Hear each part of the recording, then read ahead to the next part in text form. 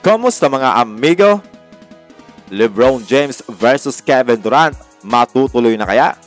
Stephen Curry nagustuhan ng sinabi ni Austin Reeves dito sa Memphis Grizzlies.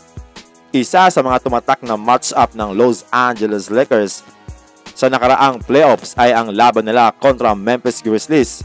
Sa isang interview mga amigo ni Austin Reeves ay natanong ito kung gusto niya bang tinatrash talk siya. Ayon naman kay Reeves, ayaw niya daw ito mga amigo o minsan okay din. Depende na lamang kung sino ang nagtatrash talk. Sinabi din ni Austin Reeves mga amigo nang makalaban nila ang Memphis Grizzlies ay lahat daw ng mga player dito ay nagsasalita na kung ano-ano. Kumbaga, trinatrash talk daw sila mga amigo. Kaya napakaganda daw mga amigo sa pakiramdam na tinalo nila ito sa playoffs. Well, syempre ang pinakatumatak sa atin mga amigo walang iba kundi si Dillon Brooks na binibira si LeBron na kung ano-ano mga salita kaya tuloy nadali siya ng mga fans. At nakasira din mga amigo sa diskarte ng Memphis Grizzlies. Well, huwag kasi puro bibig. Ayan tuloy ginanaan ng Los Angeles Lakers. Ang naturang sinabi ni Reeves mga amigo ay nilike naman ni Stephen Curry. Kung matatandaan nyo mga amigo, ganun din ang ginagawa ng Memphis Grizzlies player nang makaharap nila ito last 2022 playoffs. Ayon, talo din mga amigo ang kinalabasan ng Memphis Grizzlies. So lahat palang player ng Memphis Grizzlies mga amigo ay nagtatrash talk.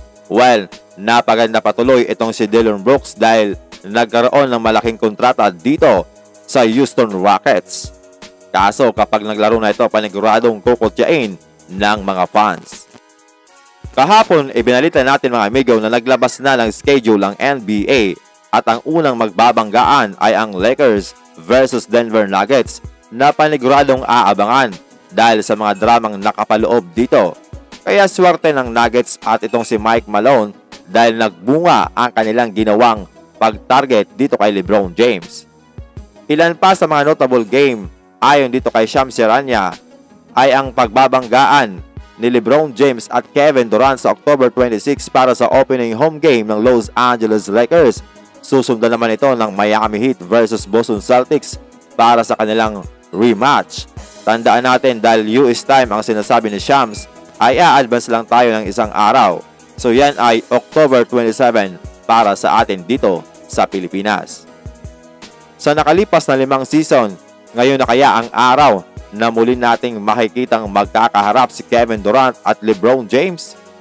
Uli itong nagkaharap noong Christmas Game 2018 pa kung saan nasa Golden State pa itong si Kevin Durant at unang taon ni LeBron sa Lakers. During that match-up ay umexit nga ng maaga si LeBron dahil sa injury.